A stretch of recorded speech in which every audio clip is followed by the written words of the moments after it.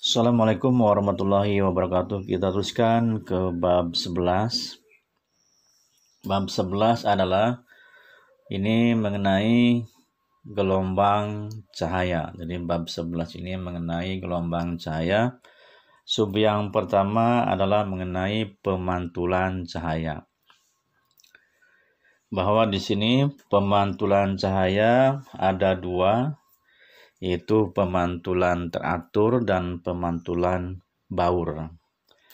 Sekarang pengertian dari pemantulan teratur adalah pemantulan yang terjadi jika suatu berkas cahaya jatuh pada benda yang mempunyai permukaan licin dan mengkilap, sehingga arah pantulannya menuju ke satu arah tertentu.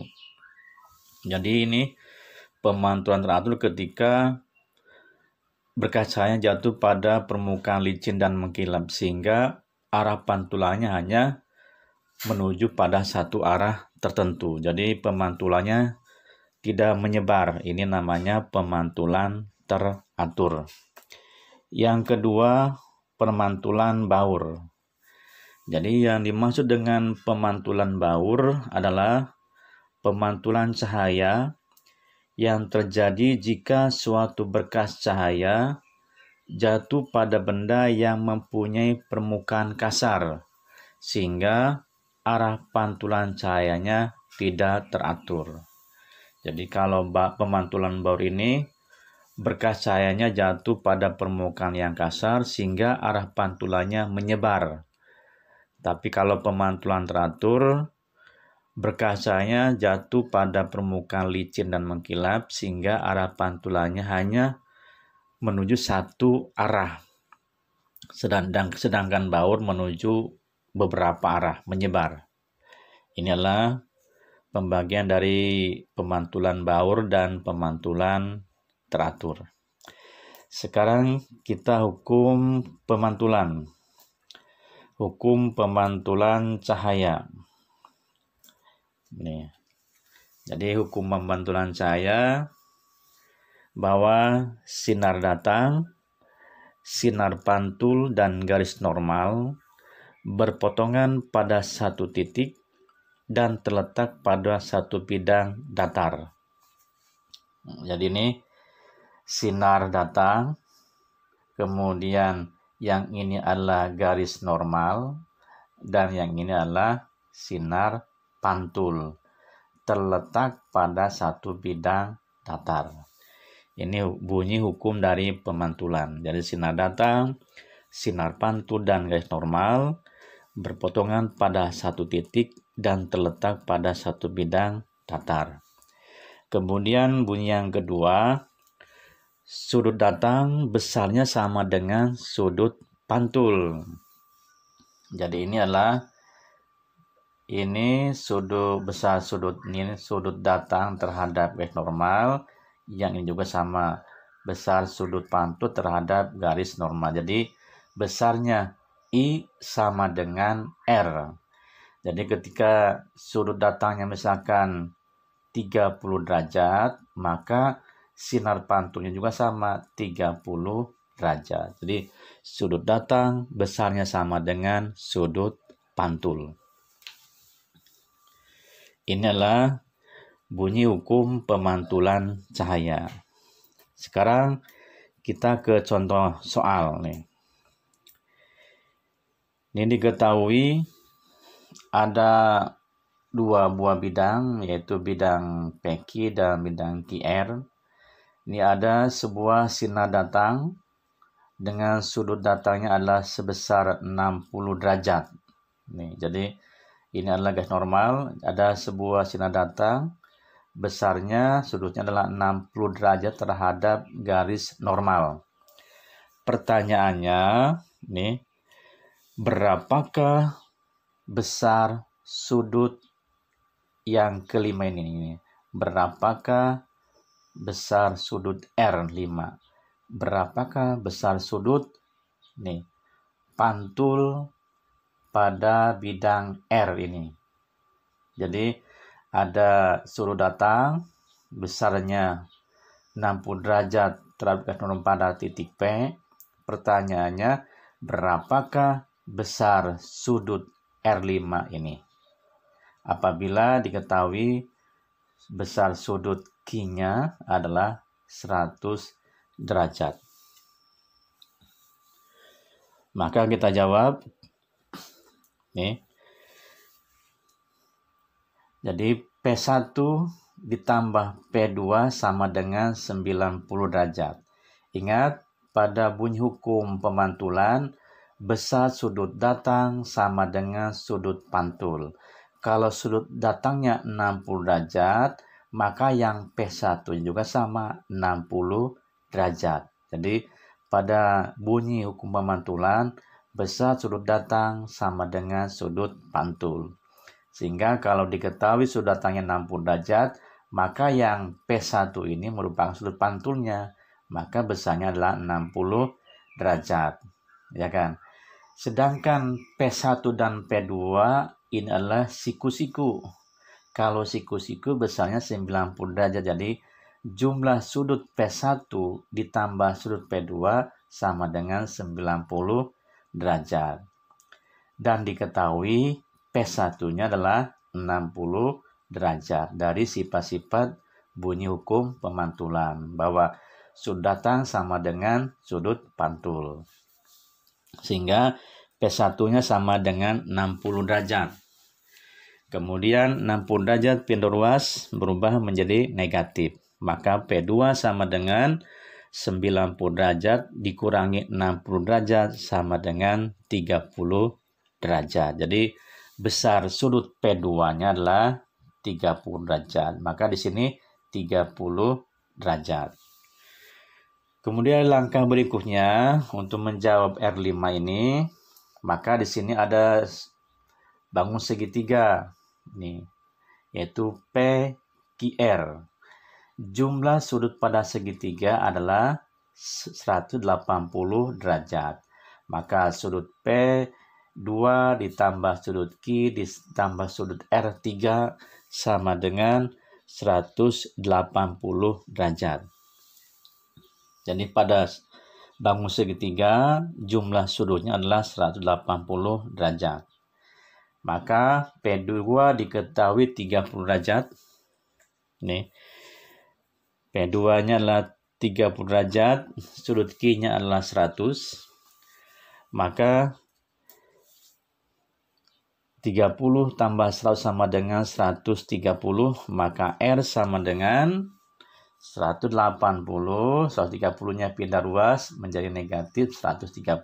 Maka berapakah R3-nya? R3 sama dengan 180 dikurangi 130 sama dengan 50 derajat. Jadi R3-nya 50 derajat. Sekarang langkah berikutnya, kita nih sudut R3 dan R4 adalah siku-siku. Ya, R3 dan R4 adalah siku-siku. Besar siku-siku sudutnya adalah 90 derajat. Diketahui R3-nya, di sini R3-nya diketahui 50. Maka R4-nya sama dengan 40. Sedangkan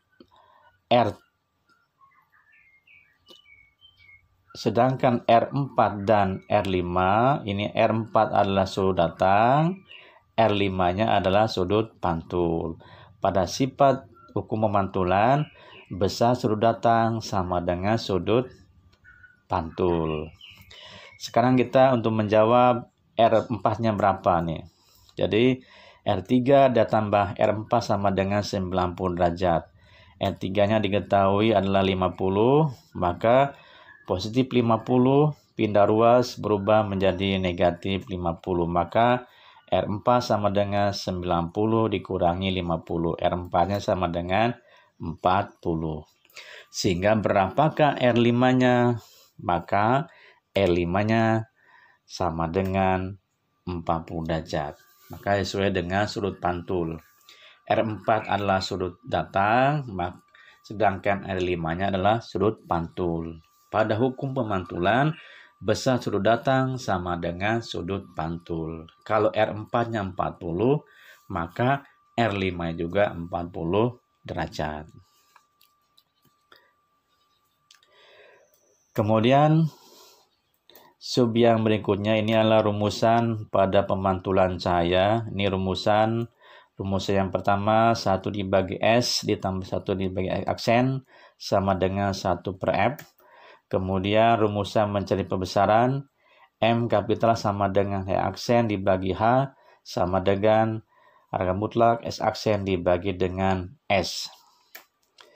Ini notasinya, S adalah jarak benda ke cermin, kemudian S aksen adalah jarak bayangan ke cermin, kemudian F adalah jarak titik fokus, ini M adalah perbesaran, H tinggi benda, kalau H aksen adalah tinggi bayangan benda. Rumusan dari F adalah setengah R. Nih, jadi F sama dengan setengah R. R-nya adalah jari-jari kelengkungan. Jadi kalau pada cermin cekung, harga F dan R-nya adalah positif. Tapi pada cermin cembung, maka nilai F dan R-nya adalah negatif. Sekali lagi, rumusan F adalah setengah R. Dan pada cermin cekung, nilai titik fokus dan jari-jari kelengkungan bernilai positif. Sedangkan pada cermin cembung, jarak titik fokus dan jari-jari kelengkungan adalah bernilai negatif pada cermin cembung. Kita langsung ke contoh soal.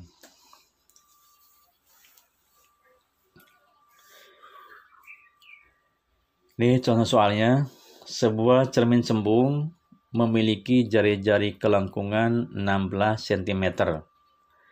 Cermin tersebut dapat membentuk bayangan yang jaraknya 6 cm di belakang cermin. Maka berdasarkan data contoh ini, sekali lagi berdasarkan contoh ini, data yang diketahui, yang pertama adalah di sini cermin cembung. Pada cermin cembung, nilai F dan R-nya bernilai negatif. Maka jari-jari kelengkungannya, maka R-nya bernilai negatif. Yang ditanyakan berapakah jarak benda ke cermin, yang B-nya berapakah besarannya. Sekarang kita jawab, kita diketahui.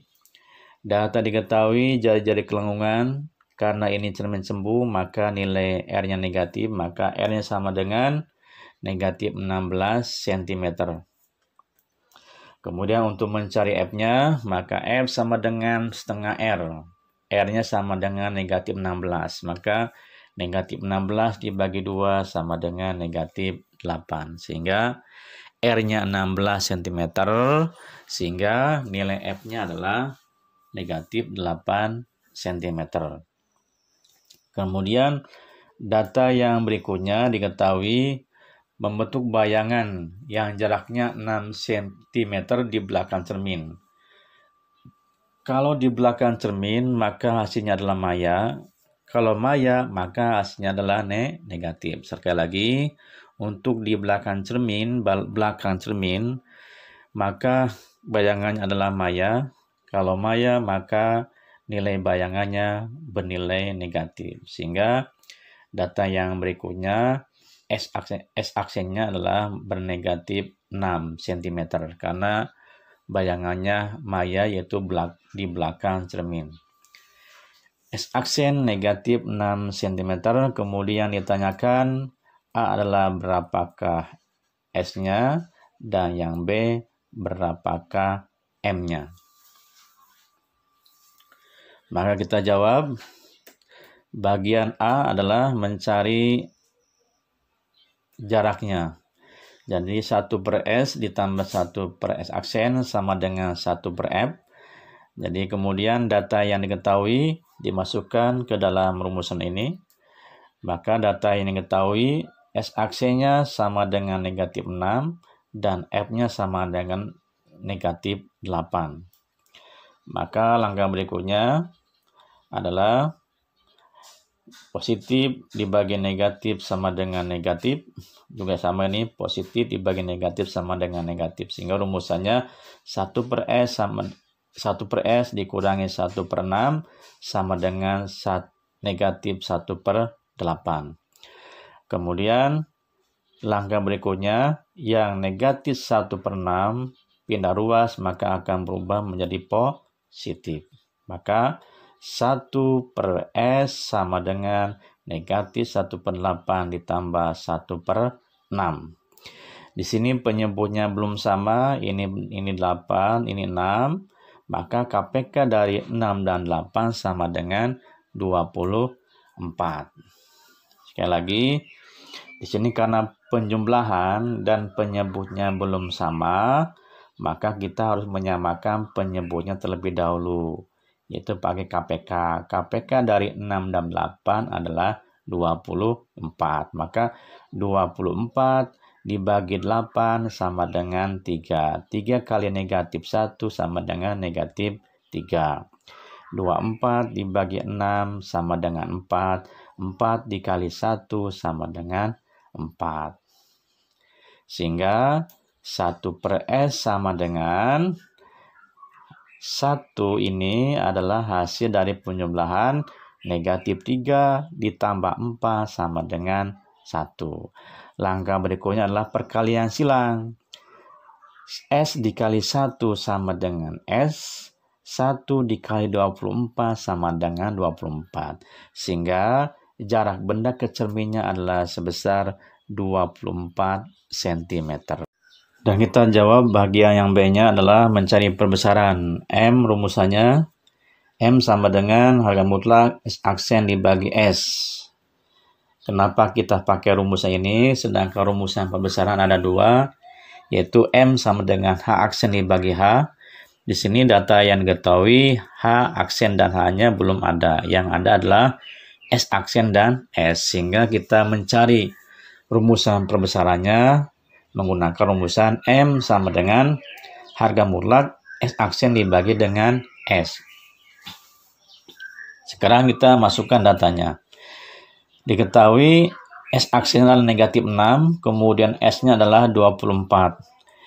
Harga mutlak dari negatif 6/24 adalah sama dengan 6/24. Sehingga 6 dibagi 24 sama dengan 1/4 kali. Jadi perbesarannya adalah 1/4 kali atau M-nya sama dengan 0,25 kali benda semula. Demikian pembahasan mengenai pemantulan saya. Mudah-mudahan ada manfaatnya. Terima kasih. Assalamualaikum warahmatullahi wabarakatuh.